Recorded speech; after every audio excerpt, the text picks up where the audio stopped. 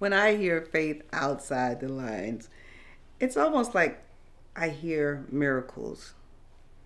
I hear miracles because a lot of times we think faith is something small. It doesn't take a lot of faith to do anything that you feel like you can do in your own will. But when you thinking outside the line, that's faith that's so far out of your control. And we are humans and we like to have control. But true faith is believing something outside of your control. And so that's what I think of when I think of faith outside of the line. Losing control, relinquishing control to God.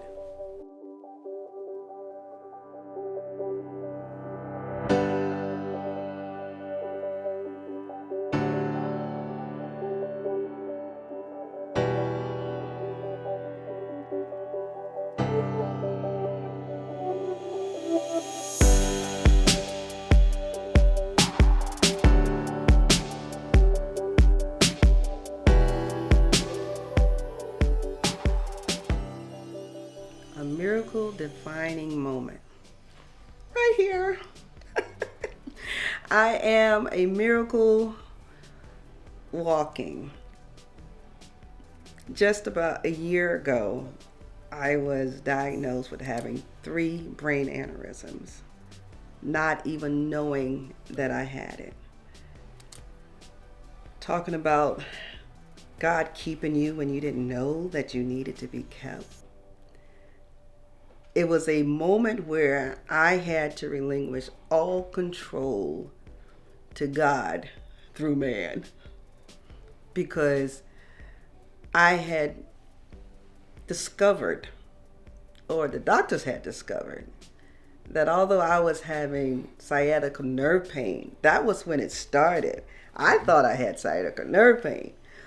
And I went through all these trying to find out why I can't relinquish this pain. It was just agonizing pain.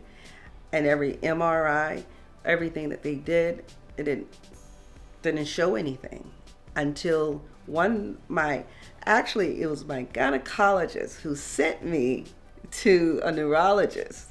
And when I was telling her about it, she said, well, go get checked. And they did another scan of my brain, and that's when they found out that I had aneurysms. Not 1, not 2, but 3. And I never forget, my doctor said, and he was in the room with me, and he said, we can do one or two things. We can do nothing and hope that nothing happens, hope that they don't bleed, hope that the aneurysm doesn't burst. But once that happens, that's actually out of our control. There's nothing we can do.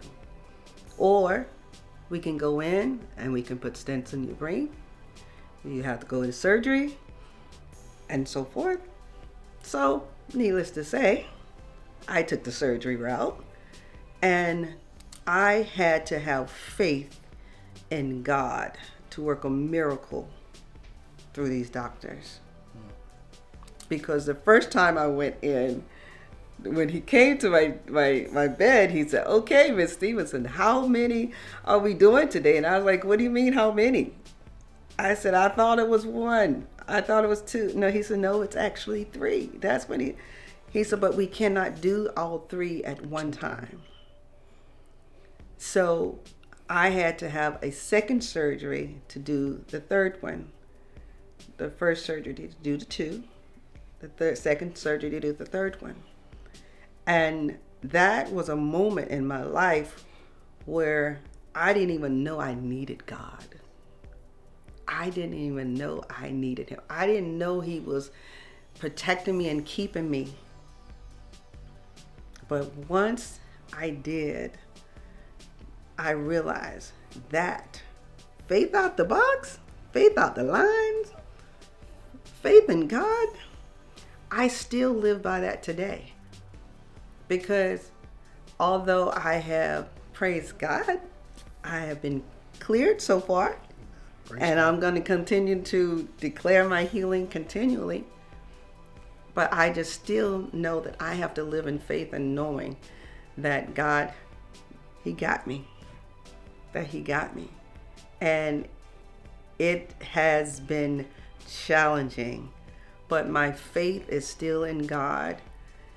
With this situation, with the brain aneurysms, I still hold faith that God got me. It was difficult that it had to be done. Not difficult to stand in that truth, if that makes sense. I actually believe what I preach. I actually believe it. I don't say it because it sounds good. I believe that God can do anything. I actually believe it. So to stand in that truth was not an issue. It was to have to stand in that truth and to prepare that truth and to deliver that truth and to pray for people with that truth and to walk people through that truth and still have to see it worked out at home. And then what that does to me personally. I think that's where the difference comes in. When I stand before the people, I am just simply God's mouthpiece to them. I say what God tells me to say to them. When I come home, this is my wife. This is the mother of my children. And then all of the what ifs. That's what I had to deal with. On the personal side, I knew God could do it. We had believed God. We prayed together, and we said we believe God. And where I stood there, I believed God. But the thoughts, I couldn't imagine. We've been together longer than we've been apart. And that's difficult for people sometimes to understand because we're so young. We're only 53 and 54. But we've been married 29 years. So the whole concept of, I had to wrap my brain around, hold up. They're gonna go in her brain. And then it was, she doesn't have to die. Something else could go wrong. And that's when, believe it or not, the vows came to me. The wedding vows. At that moment, what if she doesn't die, but something goes wrong? And she's gonna need you to take care of her for the rest of her life. That's when the wedding vows make sense. For better or for worse, for richer or for poorer, in sickness and in health. And because I accepted them 29 years ago as truth, that this is a vow I make to you, to walk through it wasn't the challenge with the church. It was, okay, Tyrone, this is you. This is real life. And truthfully, Tyrone, if something does happen to your wife, could you continue to pastor this church? My answer at that moment was no. Nobody else knows that. You're probably hearing it for the first time. If anything had gone wrong in that surgery, I was very clear with myself that I'd be leaving the church to take care of my wife. And so that's real. And that was done. There was nothing anyone could have said to me. There's nothing anyone could have said to me after that. Nothing. And I don't mean, and I'm going to be really clear, I don't mean, oh, she's a paraplegic. I mean, if anything had gone wrong, anything at all, I was leaving to take care of her. And even if she didn't need me to take care of her, that moment showed me how tenuous and short life really is. Do I really want to keep doing this? Even though I know this is God's will for my life. When something like this could take her away from me that fast, I'd rather just spend the rest of my time with her. And that's real. That's what it was like walking through it. So it wasn't whether God was going to do it or not. It was the steps I'm going to take as I walk through this with my wife, the mother of my children. This is, she's everything to our family. Our family, I can't even imagine our family we wouldn't know what to do. We wouldn't know what to do. I certainly wouldn't know what to do.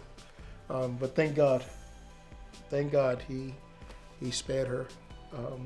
And she tells it to everybody. She tells the story to everybody who listens. It was a defining moment in our life. Absolutely, defining moment. What has 29 years of marriage taught me about discipling God's people at our church? Man, truthfully, I probably learned more and understood more about discipling through the lens of marriage, because discipleship is 100% about the relationship. Marriage, 100% about the relationship. Discipleship is constant, open, honest communication with God. Marriage, for it to work, constant, open, honest communication with your spouse. Discipleship is understanding that I am here to become something. Marriage is understanding that God brought us together to become. We have not become because we got together. That's the wedding. We become in marriage. Discipleship, not going to be easy, and it's going to challenge my individualism. Marriage, for it to work, despite what the culture says, it is not easy. And it does challenge your individualism, because the scripture is clear that the two shall become one. And you cannot have two individuals be one individual without there being some challenges in bringing that together. I don't think you lose all of your individuality, but I think you certainly learn to control it for the benefit of the other person.